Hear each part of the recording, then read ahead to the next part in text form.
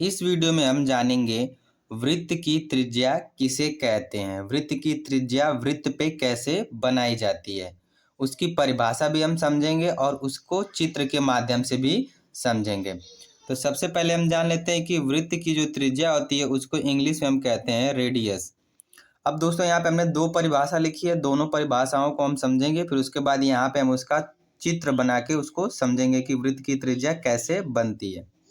पहली परिभाषा है, वृत्त की त्रिज्या हम उस रेखा को कहते हैं जो वृत्त के केंद्र से होकर जाती है और वृत्त की परिधि पर मिलती है। दूसरी परिभाषा हमारी क्या है? वृत्त की त्रिज्या वृत्त के व्यास की आधी होती है। तो दोस्तों दोनों परिभाषा में बात वही हो रही है। देखिए अब मैं आपको समझाता हूँ। वृत्त की त्रिज्या हम उस रेखा को कहते हैं जो वृत्त के केंद्र से होकर जाती है। तो ये हमारा दोस्तों क्या है? पूरा केंद्र है, मतलब ये एक हमारा वृत्त है और यहाँ पे हमारा क्या है? वृत्त का केंद्र है।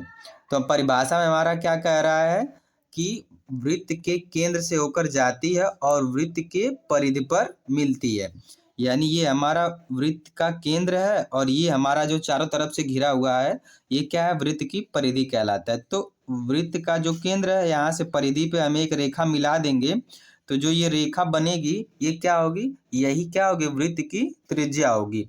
अब दोस्तों देखिए, जरूरी नहीं है कि आप यहाँ से एक सीधी रेखा ही बनाएं। आप वृत्त के केंद्र से होकर परिधि पर कोई भी रेखा मिला, जैसे मान लीजिए हमने यहाँ पे एक और रेखा खींच दी तो ये क्या हो गया? ये भी क्या हो गई? वृत्त की त्रिज्या हो गई। कोई और रेखा खींच दी तो हम ये क्या हो गया? ये जो रेखा बन रही है ये क्या है? वृत्त की त्रिज्या है। वही बात हमारी दूसरी परिभाषा में भी कह रहा है, वृत्त की त्रिज्या वृत्त के व्यास की आधी होती है। यानी कि दोस्तों व्यास जो होता है ना वृत्त का, वो पूरा होता है।